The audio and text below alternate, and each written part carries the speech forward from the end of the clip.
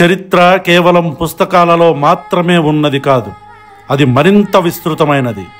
ఒకనాటి వీరులు, స్వాప్నికులు ప్రజల మనస్సులో నిలిచిపోయారు. మాటలుగా, పాటలుగా, కథలుగా, జానపద కళారూపాలుగా మారి మనతో పాటు పయనిస్తూనే ఉన్నారు.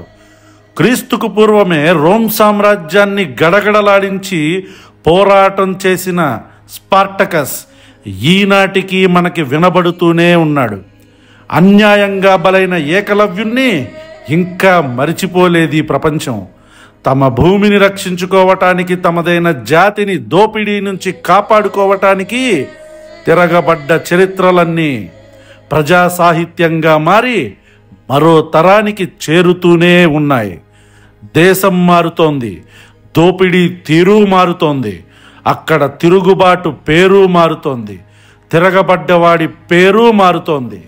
అది క్యూబా అయితే వాడి పేరు కాస్ట్రో, అది నైజీరియా అయితే వాడి పేరు కెన్సారో వివా, భారతదేశం అయితే భగత్ సింగ్ దగ్గర నుండి మాడ్వి హిడ్మా వరకు పోరాటానికి 1,00,000 పేరులుంటాయి, 1,00,00,000 రూపాలు ఉంటాయి.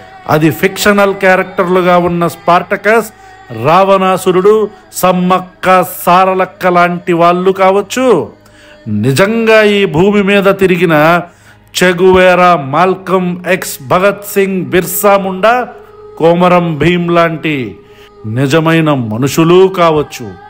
వాళ్ళు భౌతికంగా అదృశ్యమైన ఎన్నో ఏళ్ల తర్వాత కూడా తమ పోరాట స్ఫూర్తిని అందిస్తూనే ఉన్నారు. తిరగబడాలనుకున్న వాడికి ధైర్యంగా మారుతూనే ఉన్నారు.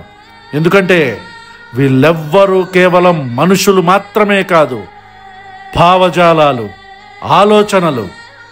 మనిషినైతే లేకుండా చేస్తారు, భావజాలాన్ని ఎలా తుడిచిపెట్టగలరు?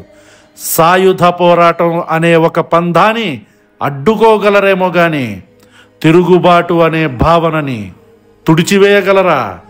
మనలో చాలామంది దేశభక్తి అంటూ మ్యాప్ని ఆరాధించే వాళ్ళకి ఇప్పుడు సంబరంగా ఉండొచ్చు. బార్డర్లలో నిలబడ్డ సైనికుడికి, సిఆర్పిఎఫ్ జవానుకి తేడా తెలియని వాడు కూడా ప్రజాస్వామ్యం గెలిచింది అంటూ మాట్లాడొచ్చు.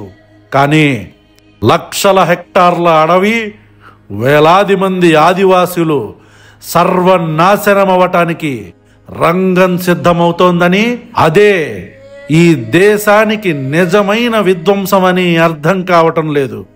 ఒకరో ఇద్దరో కోటీశ్వరులు కావటానికి, ప్రతివాడు ఆనందంగా ఉండటానికి ఉన్నంత తేడా ఉంది. మీకు అర్థమయ్యే భాషలో చెప్పాలంటే క్యాథడ్రల్ చర్చికి మన వాడపాకలో ఉండే చర్చికి ఉన్నంత తేడా, రిచెస్ట్ గుడిలో 1,000 రూపాయల జీతం తీసుకునే అర్చకుడికి, ఊరిలో హారతి పల్లెం పట్టుకునే పూజారికి ఉన్నంత తేడా. అది తెలిసే నాటికి ఈ దేశం దయనీయమైన స్థితిలోకి వెళ్ళబోతోంది. అప్పటికి వీళ్ళుండరు, కానీ వీళ్ళ పిల్లలు, ఆ పిల్లల పిల్లలు ఉంటారు. వీళ్ళు చేసిన తప్పులకి వాళ్ళు మూల్యం చెల్లిస్తారు. ఇవన్నీ పట్టించుకునేవాడెవడు? మనకు కావలసింది 4 గుడులు, మాటలుగా చెప్పుకునే అఖండ దేశాలు. అవి తప్ప ఒక మంచి స్కూలు, హాస్పిటల్ కట్టించనప్పుడు అంతకన్నా గొప్ప భవిష్యత్తు వాళ్ళకు ఉంటుందా? అందుకే వీళ్ళ పిల్లల నుంచే రాబోయే తరాల్లో పుట్టుకొస్తారు మరికొంతమంది యోధులు, తిరుగుబాటుదారులు. ఇప్పుడు వీళ్ళు అనే దేశద్రోహులు, అర్బన్ నక్సలైట్లు, ప్రత్యక్ష పీడితులు వాళ్ళే. అప్పుడు వాళ్ళు మళ్ళీ తలుచుకుంటారు నేల కొరిగిన వీరులని. పాటలుగా, కథలుగా మళ్ళీ మళ్ళీ పాడుకుంటారు. ఈ నేల మీద వీళ్ళు ప్రతిధ్వనులై మోగుతారు. ఆ పోరాటం ఇలాగే ఉండాలని లేదు, మరో రకంగానూ ఉండొచ్చు, కొత్తగా ఉండొచ్చు. తుపాకీ మారిపోయి చేతిలో కీబోర్డే ఆయుధంగా మారొచ్చు. కానీ అది జరిగి తీరుతుంది. ఎందుకంటే మనిషిని మనిషి దోచుకునే వ్యవస్థ సాగినంతకాలం పోరాటం జరుగుతుంది.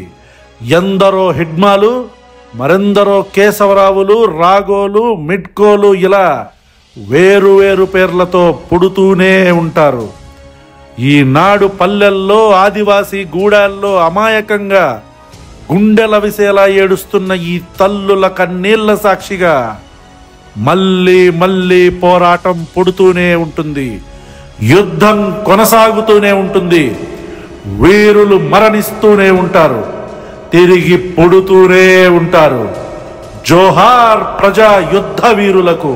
హస్తల విక్టోరియా సియంప్రే.